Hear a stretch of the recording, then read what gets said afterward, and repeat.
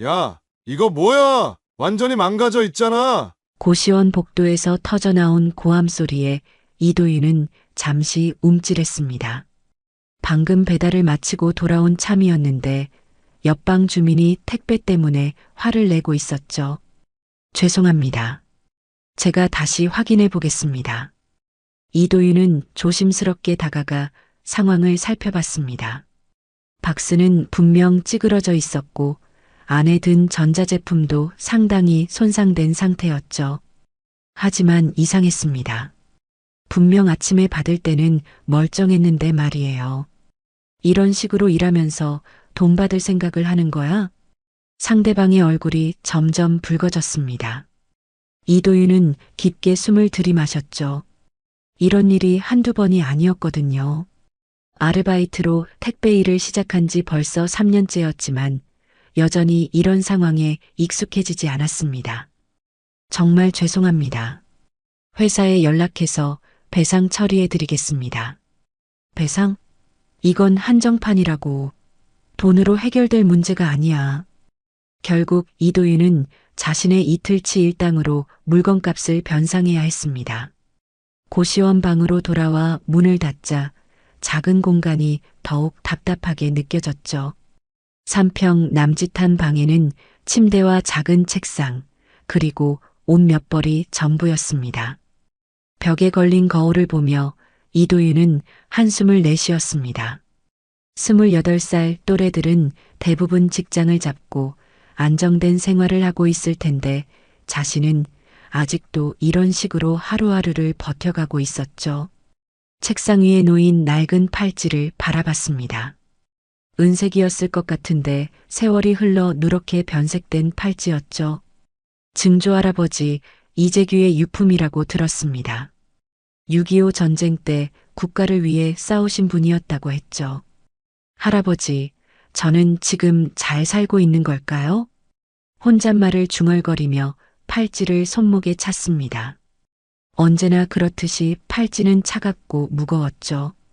하지만 이상하게도 이걸 차고 있으면 마음이 조금 편해졌습니다. 마치 누군가가 옆에서 지켜보고 있다는 느낌이 들었거든요. 다음 날 아침, 이도윤은 평소보다 일찍 배송센터로 향했습니다. 오늘도 수십 개의 택배가 기다리고 있었죠. 무거운 짐들을 이삿짐용 수레에 차곡차곡 쌓으며 하루 일과를 시작했습니다. 도윤아, 오늘은 강남 쪽 배송이 많네. 힘들겠다. 동료 기사가 걱정스럽게 말했습니다. 강남은 고급 주택가와 오피스텔이 많아서 배송이 까다로웠거든요. 특히 부자 동네 사람들은 배송 기사를 대하는 태도가 곱지 않은 경우가 많았죠. 괜찮습니다. 천천히 다녀올게요. 이도윤은 담담하게 대답했습니다. 어차피 해야 할 일이라면 불평하지 않고 하는 게 맞다고 생각했거든요. 그게 증조 할아버지께서 보고 계신다면 부끄럽지 않은 모습일 테니까요. 첫 번째 배송지는 대치동의 고급 아파트였습니다. 경비원이 신분증을 확인하고 나서야 엘리베이터를 탈 수 있었죠. 20층까지 올라가는 동안 이도윤은 거울에 비친 자신의 모습을 봤습니다. 낡은 점퍼에 때 묻은 운동화, 그리고 손목에 낡은 팔찌까지. 이 정도면 그래도 깔끔하게 입은 편이지.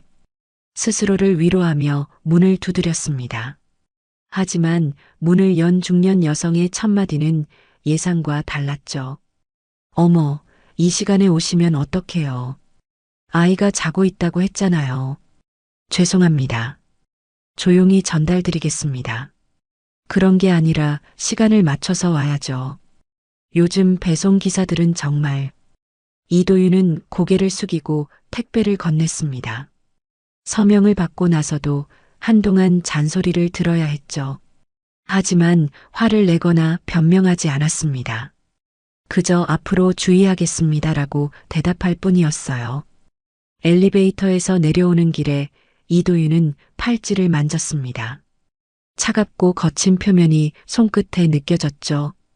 할아버지도 이런 어려움을 겪으셨을까요? 전쟁이라는 극한 상황에서도 꿋꿋하게 버텨내셨을 텐데 자신은 이 정도 일로 힘들어하고 있다니. 가난은 내 몫이지만 정직은 내가 지킨다.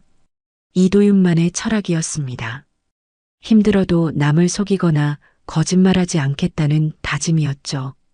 그게 비록 더 어려운 길일지라도 말입니다. 여기가 맞나? 이도윤은 내비게이션을 다시 한번 확인했습니다. 평창동의 고급 주택가, 그것도 담장이 높은 단독주택이었죠. 택배 상자에 적힌 주소를 보니 틀림없었습니다. 하지만 이런 곳에 배송을 오는 건 처음이었어요. 대문 앞에 서자 자동으로 인터폰이 울렸습니다. 누구세요? 나이든 여성의 목소리가 들려왔죠. 택배 왔습니다. 잠깐만요. 잠시 후 대문이 열렸습니다. 그리고 이도윤 앞에 한 노부인이 나타났죠. 80대 중반쯤 되어 보이는데 품위 있는 한복을 입고 있었습니다. 하지만 어딘지 쓸쓸해 보이는 표정이었어요. 어서 오세요. 수고 많으셨습니다. 한미경의 목소리는 따뜻했습니다. 이도윤은 예의 바르게 인사를 했죠. 안녕하세요. 한미경님 맞으시죠? 네, 맞습니다. 이도윤이 택배 상자를 건네려는 순간이었습니다. 한미경의 시선이 그의 손목에 고정되었죠. 낡은 팔찌가 햇빛에 반짝이고 있었거든요. 잠깐. 한미경의 얼굴이 순식간에 창백해졌습니다. 떨리는 손을 뻗어 이도윤의 손목을 가리켰죠. 그 팔찌, 어디서 구하셨나요? 네. 아, 이거요? 이도윤은 당황스러웠습니다. 갑자기 팔찌에 대해 묻는 게 이상했거든요. 이건 제 증조할아버지 유품이에요. 이재규라는 분이셨는데. 이재규? 한미경의 목소리가 떨렸습니다. 그녀의 눈에서 눈물이 맺히기 시작했죠.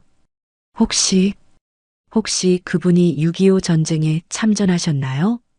네, 맞습니다. 국가유공자셨다고 들었어요. 한미경은 한 걸음 뒤로 물러섰습니다. 마치 유령을 본 것처럼 놀란 표정이었죠. 이럴 수가, 정말 이럴 수가. 할머니, 괜찮으세요? 이도윤이 걱정스럽게 물었습니다. 한미경은 깊은 숨을 들이마시며 자신을 진정시켰죠. 죄송해요. 갑자기 놀라게 해서. 그 팔찌가 너무나 익숙해서요. 익숙하다고요? 네. 아주 오래전에 본 적이 있거든요. 한미경의 목소리에는 그리움이 묻어났습니다. 마치 오랜 기억을 떠올리는 듯한 표정이었어요. 혹시 시간이 되시면 잠깐 들어오시겠어요? 그 팔찌에 대해 이야기하고 싶어서요. 이도윤은 망설였습니다. 배송 일정이 빠듯했거든요. 하지만 한미경의 간절한 눈빛을 외면할 수 없었죠. 네, 잠깐이라면. 집 안으로 들어서자 이도윤은 감탄을 금할 수 없었습니다. 고급스러운 가구들과 골동품들이 곳곳에 배치되어 있었거든요. 하지만 이상하게도 집안이 너무 조용했어요. 혼자 사시는 것 같았죠. 여기 앉으세요. 한미경이 거실 소파를 가리켰습니다. 이도윤은 조심스럽게 앉았죠. 자신의 낡은 작업복이 고급 소파와 대비되어 더욱 초라해 보였습니다. 차 한 잔 드릴까요? 아니에요, 괜찮습니다. 그래도 한미경은 부엌으로 가서 따뜻한 차를 준비했습니다. 그 사이 이도윤은 거실을 둘러봤죠. 벽에는 오래된 사진들이 걸려 있었습니다. 젊은 남성의 사진도 보였어요. 이분이 누구세요? 이도윤이 사진을 가리키자 한미경의 표정이 어두워졌습니다. 제 오빠예요. 전쟁 때 헤어졌죠.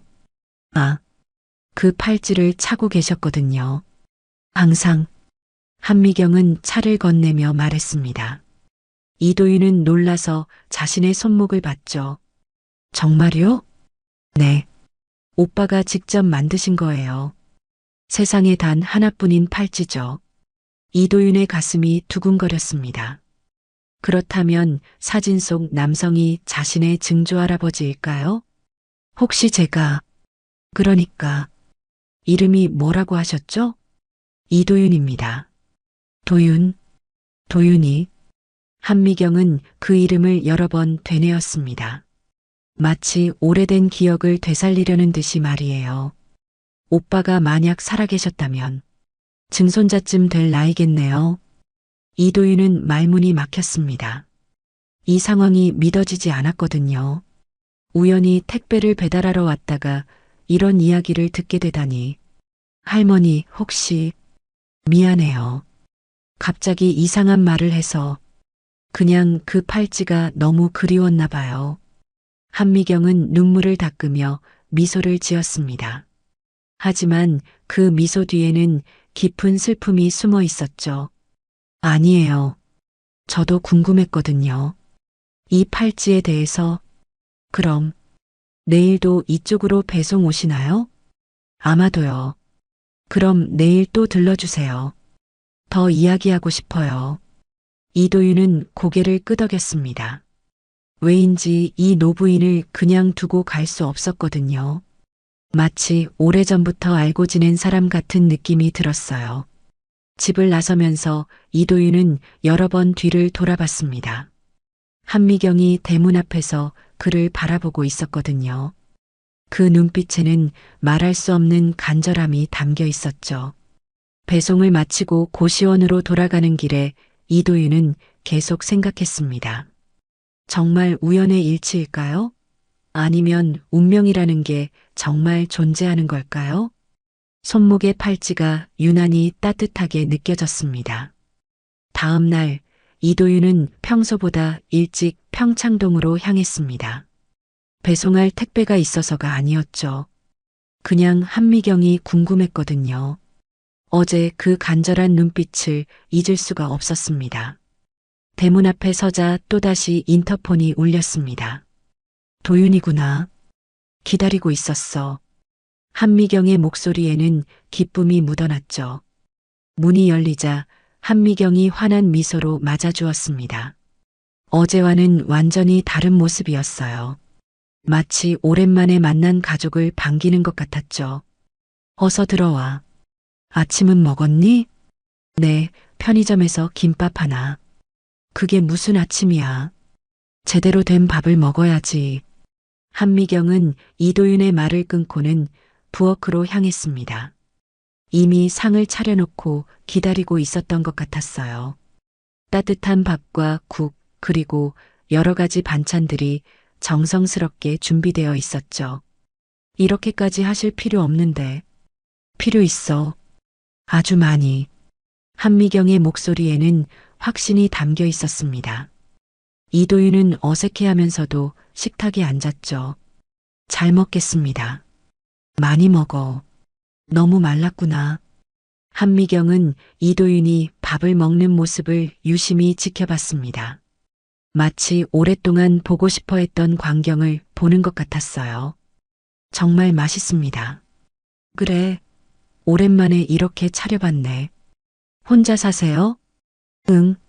남편은 10년 전에 세상을 떠났고 아이들은 없어서. 한미경의 표정이 잠깐 어두워졌습니다.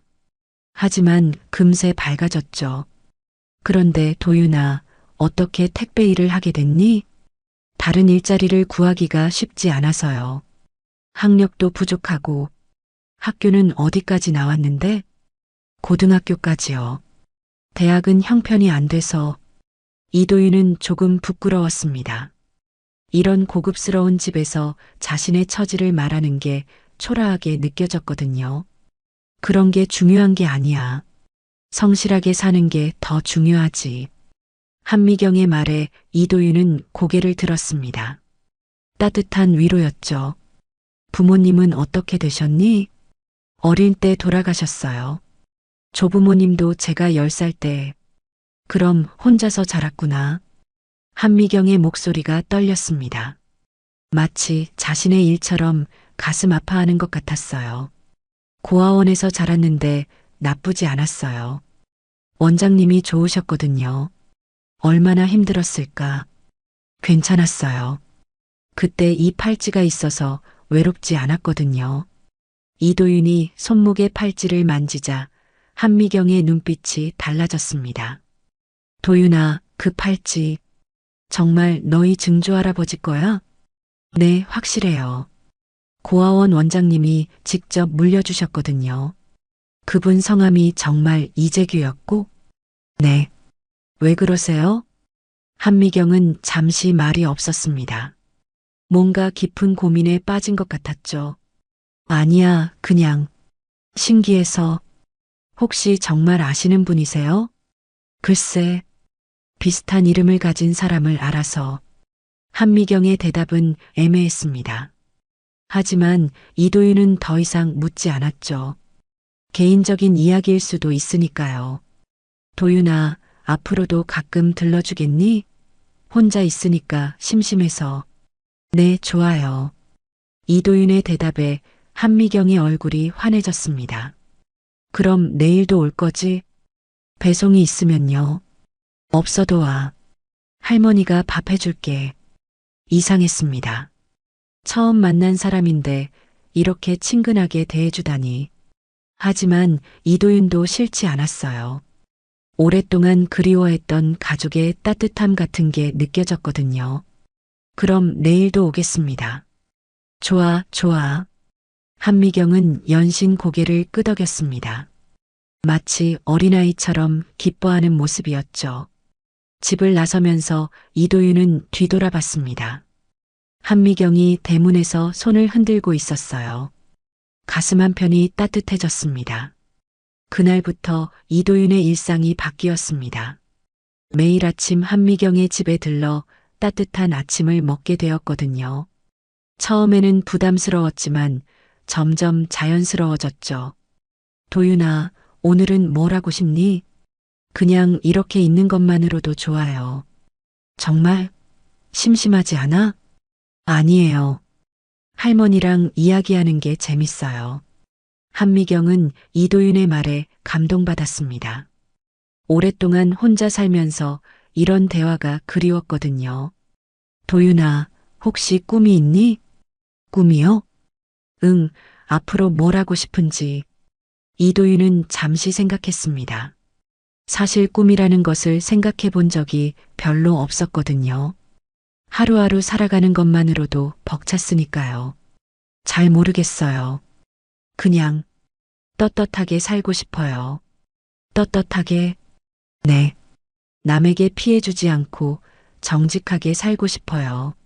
증조 할아버지처럼요. 한미경의 눈에 눈물이 맺혔습니다. 그 말이 가슴 깊이 와 닿았거든요. 그거면 충분해. 정말 충분하고 말고.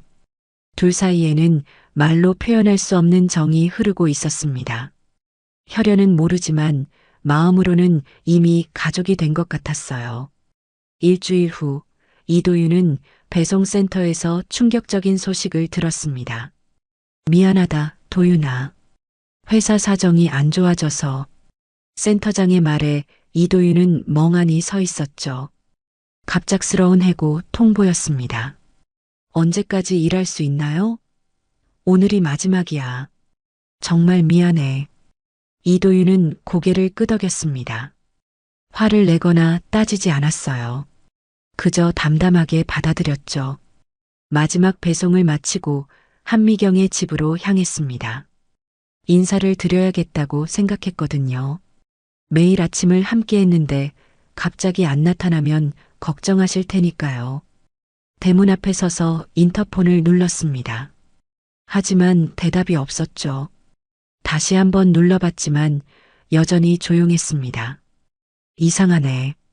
평소 같으면 벌써 나오셨을 텐데요. 문을 살짝 밀어봤습니다. 열려 있었어요. 한미경은 항상 문을 잠그는 분이었는데 말이죠. 할머니, 계세요? 집 안으로 들어가며 불렀습니다. 하지만 대답이 없었어요. 거실로 가자 이도윤은 깜짝 놀랐습니다. 한미경이 소파 옆 바닥에 쓰러져 있었거든요. 의식을 잃은 상태였죠. 할머니, 이도윤은 급히 달려가 한미경을 확인했습니다. 맥박은 뛰고 있었지만 매우 약했어요. 즉시 휴대폰으로 119에 신고했죠. 여보세요, 응급실이요. 노인분이 의식을 잃고 쓰러져 계세요. 주소를 알려주고 응급처치 방법을 물어봤습니다. 구급차가 올 때까지 이도윤은 한미경 곁을 지켰습니다. 손을 잡고 계속 말을 걸었어요. 할머니, 괜찮으실 거예요. 금방 병원 가실 거예요. 한미경의 손이 차갑게 식어가고 있었습니다. 이도윤의 가슴이 철렁했어요. 이런 상황을 경험하는 건 처음이었거든요. 구급차가 도착했고 응급구조사들이 들어왔습니다. 어떤 상황이었나요? 제가 왔을 때 이미 쓰러져 계셨어요. 보호자세요? 아니요. 그런데 이도윤은 망설였습니다. 보호자는 아니지만 그냥 두고 갈 수는 없었어요. 같이 가겠습니다. 가족이 아니시면 가족입니다. 이도윤은 단호하게 말했습니다. 마음으로는 정말 가족 같았거든요. 병원 응급실에서 기다리는 시간이 길게 느껴졌습니다. 의사가 나와서 설명해 주었어요. 뇌졸중으로 보입니다. 다행히 발견이 빨라서 생명에는 지장 없을 것 같네요. 의식은 언제 돌아오나요? 내일쯤이면 깨어날 겁니다. 이도윤은 안도의 한숨을 쉬었습니다. 정말 다행이었어요. 밤새 병실을 지키며 이도윤은 생각했습니다. 일주일이라는 짧은 시간이었지만 한미경은 자신에게 특별한 존재가 되어 있었어요. 처음으로 가족 같은 따뜻함을 느끼게 해준 분이었죠. 손목에 팔찌를 만지며 중얼거렸습니다. 할아버지, 할머니를 지켜주세요. 다음 날 오전 한미경이 천천히 눈을 떴습니다. 흐릿한 시선으로 주변을 둘러보더니 이도윤을 발견했죠. 도윤아, 여기가 어디니? 병원이에요. 괜찮으세요? 한미경은 이도윤의 손을 꽉 잡았습니다. 고마워. 정말 고마워. 목소리가 많이 약해져 있었어요. 할머니, 무리하지 마세요. 아니야, 할 말이 있어. 한미경의 눈빛이 진지해졌습니다. 도윤아, 그 팔찌 다시 한번 보여줄래? 이도윤은 소매를 걷어 올렸습니다. 한미경은 떨리는 손으로 팔찌를 만졌어요. 역시 맞구나. 무슨 말씀이세요? 도윤아, 나한테는 오빠가 있었어. 한미경의 목소리에 그리움이 묻어났습니다. 이재규, 그게 우리 오빠 이름이야. 이도윤의 눈이 커졌습니다. 정말요? 응. 전쟁 때 헤어졌는데 그 후로 소식이 끊겼어. 한미경은 천천히 말을 이어갔습니다. 나는 결혼하면서 성을 바꿨지. 이미경에서 한미경으로. 그럼 할머니는 너의 작은할머니야, 도윤아. 이도윤은 말문이 막혔습니다. 이런 일이 정말 일어날 수 있는 건가요? 오빠가 그 팔찌를 직접 만들었거든. 전쟁 나가기 전에. 한미경의 눈에서 눈물이 흘렀습니다. 평생 그리워했는데 이렇게 다시 만나게 되다니. 할머니. 아니야, 작은할머니라고 불러줘. 작은할머니. 그 순간 두 사람 사이에 뭔가 확실한 끈이 이어진 것 같았습니다. 혈연의 끝말이에요. 도윤아, 우리 집에 오빠 사진이 있어. 너랑 정말 닮았거든. 정말요? 응, 특히 눈썹이랑 코. 똑같아. 한미경은 기운을 내어 일어나려 했습니다. 집에 가자. 보여줄 게 많아. 아직 안 되세요. 의사 선생님이. 괜찮아. 이제 가족이 생겼는데 뭐가 무서워? 이도윤의 가슴이 뜨거워졌습니다. 가족이라는 말이 이렇게 감동적일 줄 몰랐어요. 작은할머니, 저는 가진 게 아무것도 없어요. 그런 게 중요해? 내가 살아있다는 것만으로도 충분해.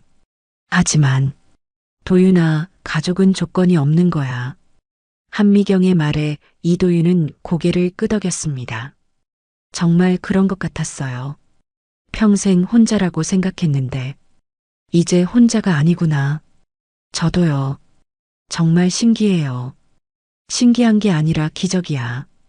하늘이 내린 기적. 병실 문이 열리며 의사가 들어왔습니다.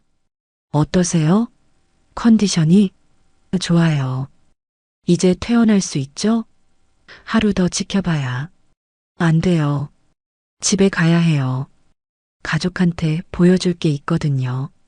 의사는 한미경의 단호한 태도에 놀랐습니다.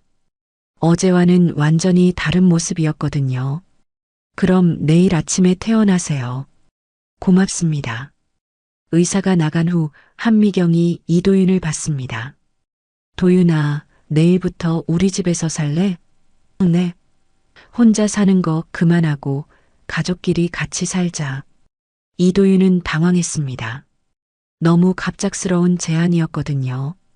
하지만 제가 폐가 될까봐. 무슨 폐야? 오히려 고마운 일이지. 정말 괜찮을까요? 당연하지. 우리는 가족이잖아. 그 말에 이도윤의 마음이 결정되었습니다. 이제 정말 혼자가 아니었어요. 퇴원 다음 날 한미경의 집에 예상치 못한 손님이 찾아왔습니다. 이모님, 안녕하세요. 문을 연 것은 50대 중반의 남성이었죠. 김창수라고 자신을 소개했습니다. 창수야. 갑자기 왜? 한미경의 표정이 굳어졌습니다. 반갑지 않은 기색이 역력했어요. 이모님 쓰러지셨다는 소식 듣고 달려왔죠. 김창수는 거실로 들어오며 이도윤을 힐끔 봤습니다. 이분은 누구세요? 내 가족이야. 한미경의 대답에 김창수가 코웃음을 쳤습니다. 가족이요? 이모님, 농담도 그런 걸로 하시면. 농담이 아니야. 도윤이는 우리 오빠 증손자야. 오빠요? 설마 돌아가신 이재규 할아버지 말씀이세요? 김창수의 목소리에 비웃음이 섞였어요. 맞아. 그리고 내 말 함부로 하지 마. 한미경이 단호하게 말했습니다. 이모님, 정신이 온전하세요? 이런 사기꾼한테 속으시면 어떡해요? 김창수가 이도윤을 가리키며 말했죠. 봐요, 행색부터가 수상하잖아요. 이도윤은 참고 있었습니다. 하지만 가만히 있을 수만은 없었어요.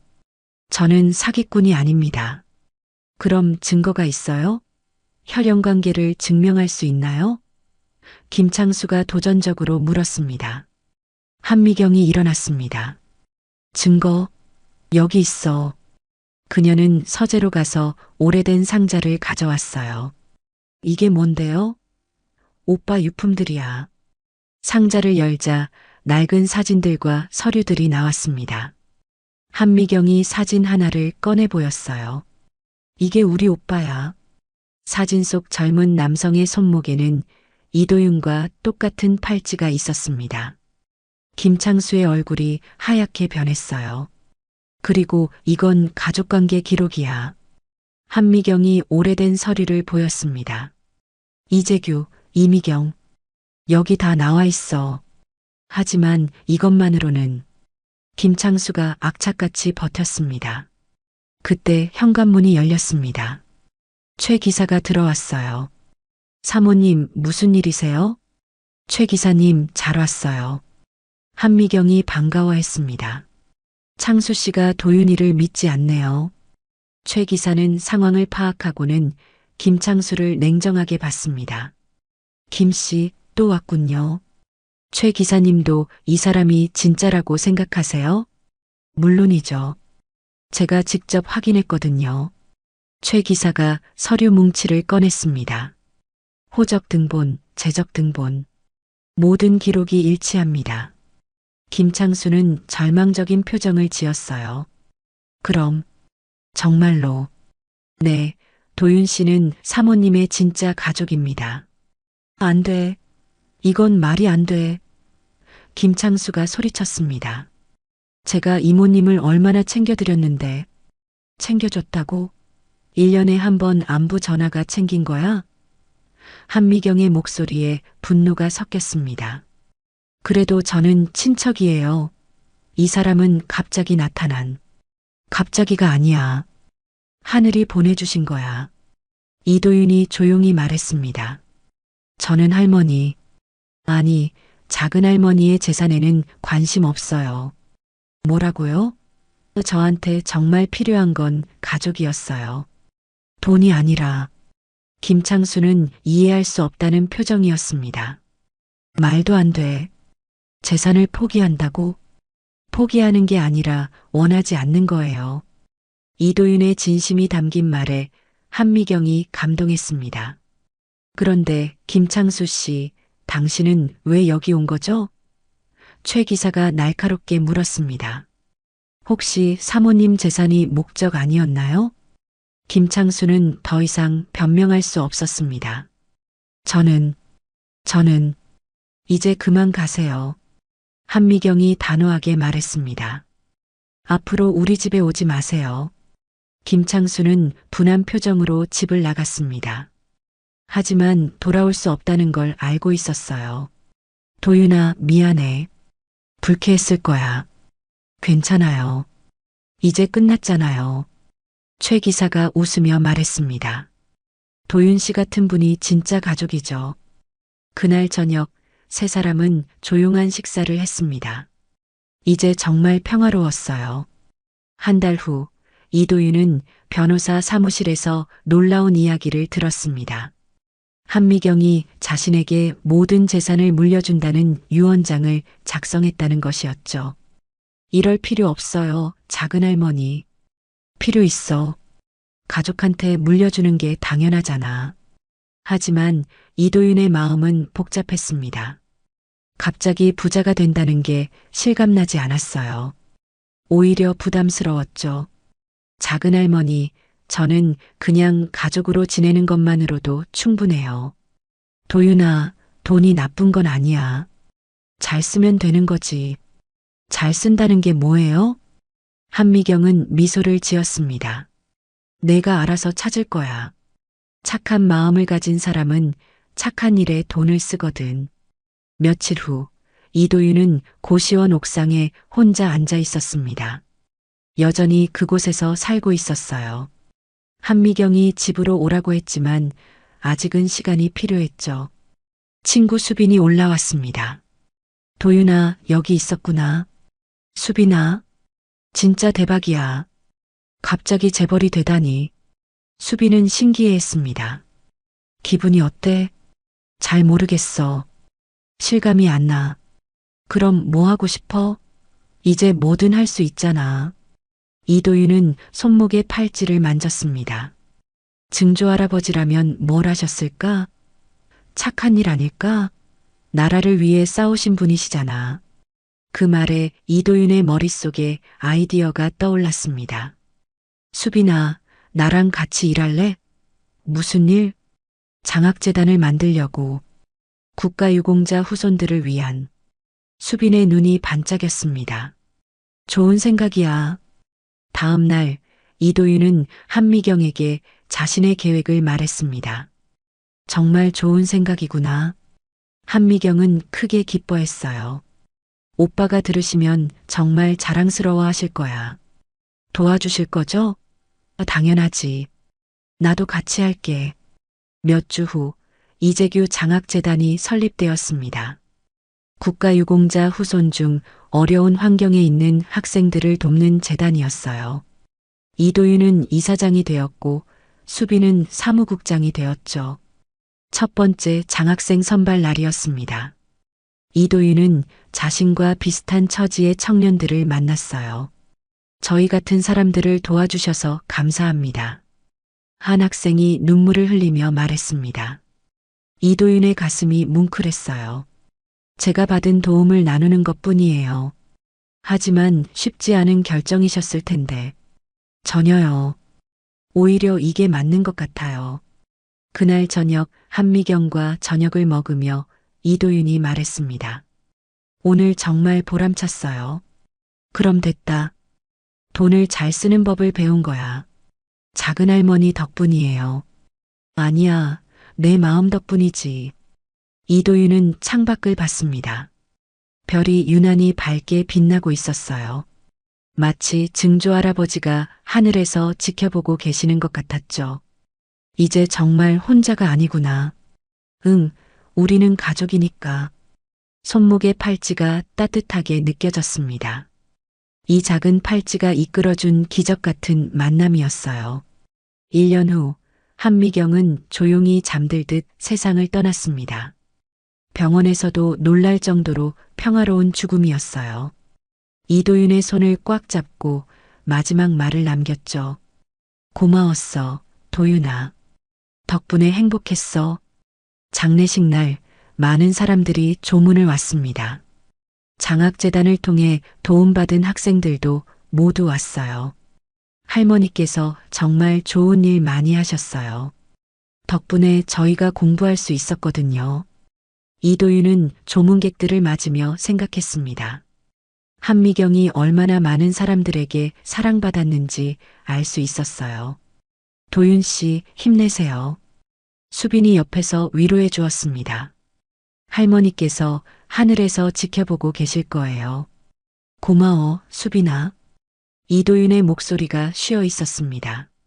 장례를 마치고 집으로 돌아온 이도윤은 한미경의 영정 앞에 앉았습니다. 사진 속 한미경이 환하게 웃고 있었어요. 도윤과 처음 만났을 때보다 훨씬 행복해 보이는 표정이었죠.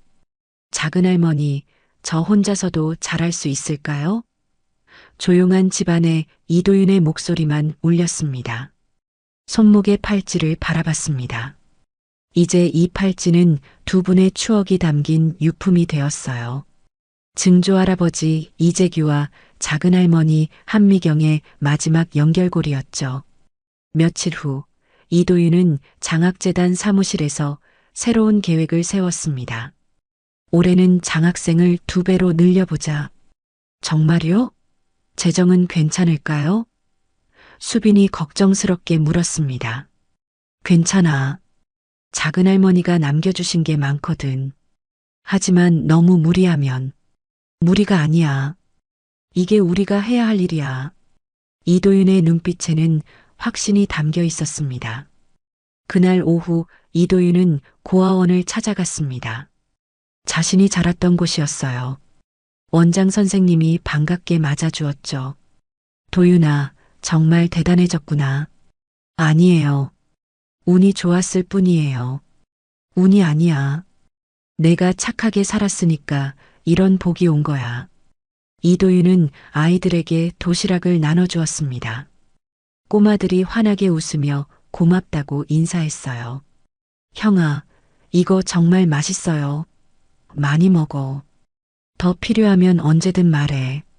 돌아가는 길에 이도윤은 햇살을 받으며 걸었습니다. 따뜻한 봄날이었어요. 주머니에서 휴대폰이 울렸죠. 도윤 씨, 저예요. 장학생으로 선발된 김민수인데요. 아, 민수야. 무슨 일이야? 감사 인사를 드리고 싶어서요. 덕분에 대학에 갈 수 있게 됐어요. 천만에. 열심히 공부해. 네. 나중에 저도 도윤 씨처럼 도움이 필요한 사람들을 도울 거예요. 전화를 끊고 이도윤은 미소를 지었습니다. 이런 게 진짜 보람이구나 싶었어요. 저녁에 집에 돌아와 한미경의 영정 앞에 앉았습니다. 작은 할머니, 오늘도 좋은 일 많이 했어요. 사진 속 한미경이 더욱 환하게 웃는 것 같았어요. 이제 제가 지켜드릴게요. 할아버지와 할머니가 바라시던 대로 살겠어요. 손목의 팔찌가 따뜻하게 빛났습니다. 마치 두 분이 함께 축복해 주시는 것 같았어요. 창밖으로 보이는 하늘에는 별들이 반짝이고 있었습니다. 이도윤은 더 이상 혼자가 아니었어요. 하늘의 가족들과 땅의 가족들, 그리고 앞으로 만날 많은 사람들과 함께였으니까요. 작은 팔찌 하나가 만들어낸 기적이었습니다. 가족은 혈연을 넘어서 마음으로 이어진다는 걸 보여준 아름다운 이야기였죠. 이도윤은 팔찌를 어루만지며 다짐했습니다. 앞으로도 이 따뜻한 마음을 더 많은 사람들에게 전하겠다고 말이에요.